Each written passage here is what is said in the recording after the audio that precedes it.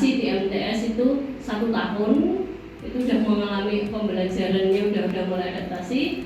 Baru ketika kita menyampaikan materi yang agak berat di kelas 8 itu mereka udah siap adaptasinya. Tapi untuk sekarang ya pada IKM ini itu adalah materi semester ini nih, semester 1 itu malahan itu tentang suhu, kalor, dan perpindahannya, bahkan di situ ada pemuaiannya.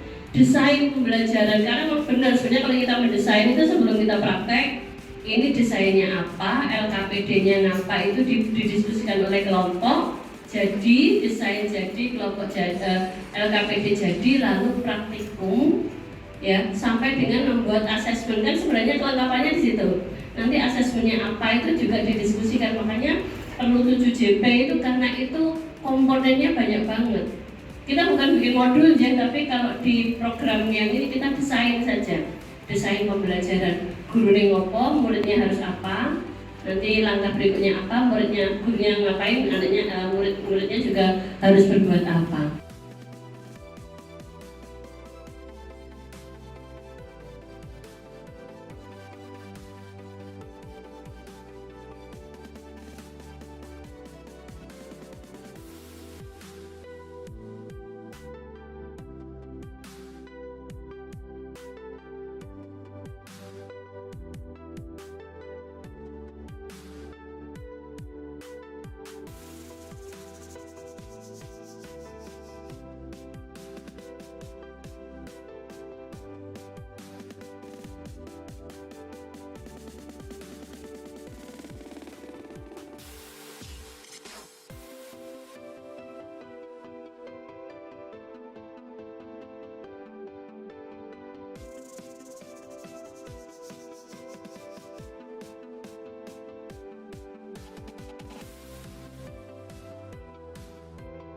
Membuat skala termometer pada kelompok kami. Pada pembuatan skala termometer itu yang kita menggunakan termometer tanpa skala, kita namai dengan skala X, yang titik bawahnya itu kami bikin sama dengan titik bawahnya skala Celsius, jadi 0 derajat. Kemudian untuk titik atasnya itu kami hitung sekitar 120 derajat untuk yang skala X, dan untuk yang skala Celsiusnya itu 90 derajat Celsius. Maka perbandingan, kami menghitung perbandingannya untuk yang skala X 4, skala Celsiusnya 3. 120 banding 90 dibagi 30, jadinya 4 banding 3. Untuk selanjutnya yaitu perbedaan perpindahan panas, yaitu konveksi dan konveksi pada praktikum kami tadi menghasilkan bahwa di sendok logam itu panas, tapi tadi karena margarinnya belum dipasang, belum ditempelkan, jadi tidak bisa terlalu dibersihkan. Titik tetap atasnya tadi kita tentukan titik, kemudian kita gambar seperti ini, dan kita tentukan skalanya itu 8 skala. Itu yang kita praktekkan tadi baru skala itu, kita belum membandingkan dengan skala Celsius maupun yang lain. Gitu. Terus untuk yang kedua, untuk yang kalor, untuk yang pertama tadi di konduksi kita gunakan sendok logam, plastik, sedotan plastik yang kita pakai, terus yang kayu tadi stik es krim. Kemudian margarin yang kita tempel dengan kacang hijau yang kita hasilkan. Sendok logam pertama kali yang membuat margarin meleleh pertama kali itu pada sendok logam, sehingga kita simpulkan bahwa sendok logam itu konduktor. Okay. Terus untuk yang plastik dan kayu tidak terjadi apa-apa, masih tetap di situ dan tidak tidak panas pada plastik dan kayunya tadi. Jadi kesimpulannya dari yang kami lakukan tadi, sendok itu termasuk konduktor, sehingga terjadi peristiwa konduksi, yaitu panas dari api mengalir dari sudut bawah ke atas menuju ke ujung, seperti itu. Mengenai perbedaan kalor pada suatu benda, tadi ada yang dipraktikkan alatnya diantaranya ada sendok logam, plastik, kayu, dan penggunaan kalium manganat.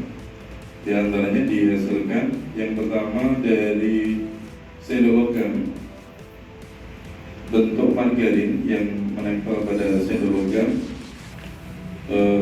berdampak pada cepat melelehnya margarin tersebut. Kemudian pada sendok plastik kayunya, sendok plastik dan sendok kayunya kondisinya masih tetap, jadi tidak ada perubahan pada margarin. Kemudian pada yang keempat, pada kalium manganatnya, terjadi perputaran kalium manganatnya dari air yang dekat pada posisi api menuju ke permukaan air yang bergerak jauh dari api, sehingga kemudian berdampak pada warna tercampur secara merata. Kesimpulannya, proses perbedaan panas pada sendok logam terjadi secara konduksi, di mana sendok logam merupakan konduktor yang baik, sedangkan sendok kayu dan plastik merupakan konduktor yang tidak baik, jelek. Di sini tulisannya begitu. Isolator. Aku mana dong tulisannya Bu? Ya, yang ini tulisannya jelek kok Bu. Ya. Konduktor yang jelek atau isolator gitu. Praktikum dengan untuk membuat skala termometer seperti itu, kita tentukan titik tetap bawah kita adalah 0, terus kemudian titik tetap atas kita setelah kita ukur dengan menggunakan tadi ketika mendidihkan air dan mencelupkan air di es tadi 110 derajat seperti itu. Terus kemudian untuk yang kedua, pada LKPD 2, pada benda yang seperti sendok logam, kemudian sendok plastik dan kayu, pada sendok logam menteganya itu meleleh, kemudian pada sendok plastik dan kayu menteganya tidak meleleh. Hal ini menunjukkan bahwasanya logam yang merupakan benda konduktor sehingga dapat mengalirkan energi panas dari air yang tadi kita didihkan. Itu. Kemudian yang kedua, proses perpindahan panas yang terjadi antara dari sendok itu terjadi perpindahan secara konduksi gitu, dan dari kesimpulannya dapat kita ambil kesimpulan bahwa perpindahan yang terakhir tadi kalium permanganat terjadi perpindahan secara konveksi, di mana ada perpindahan partikel dari zat perantara seperti itu, sehingga tadi KMNO4-nya mengalir seperti itu, dari yang mulai dekat dengan api kemudian naik ke atas permukaan terus ke daerah yang jauh dari api seperti itu. Mentega itu nanti apakah dikasih paku payung atau mau dikasih kacang hijau tadi atau kacang tanah, itu ditaruhkan sebelum dipanaskan. Jadi misalnya ini sendok ya atau ini stick tadi kayu, itu di sini langsung kasih mentega, di atasnya dikasih sesuatu yang nanti bisa bergerak ketika dia leleh. Nah, kemudian kalau misalnya kenapa saya bilang harus gelasnya gelas beker, karena boleh nanti dicelup gini kena air, atau paling tidak ya ini sebenarnya tanpa air juga nggak apa-apa. Kalau mau konduksi kan tanpa air nggak gampang langsung di atas api selesai. Tapi kan itu pakai marang gawe plastik nang atas api ya selesai deh kan gitu.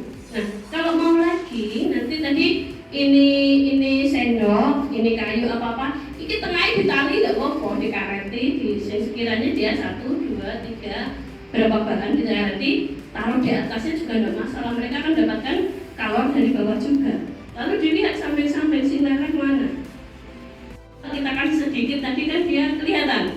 Begitu kita kasih sedikit di atas api, dia itu langsung tadinya kan kemudian langsung sedikit naik. Kenapa naik? Dia terbawa oleh partikel air yang panas.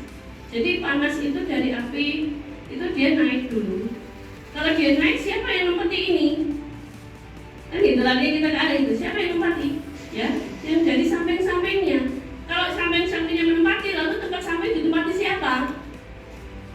Dari atasnya yang ini kan ini ke sini. Nah, itu ternyata itu kalau tadi kan kelihatan muter sini kan. Saya melihat dari sana tadi langsung ke bawah dia.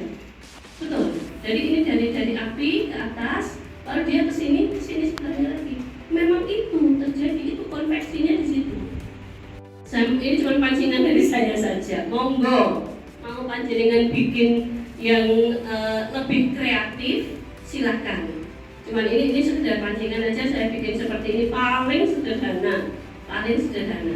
Nanti untuk ke anak-anak, ke panjenengan silahkan mau divariasi bagaimana yang penting bisa dipahami oleh anak. Nanti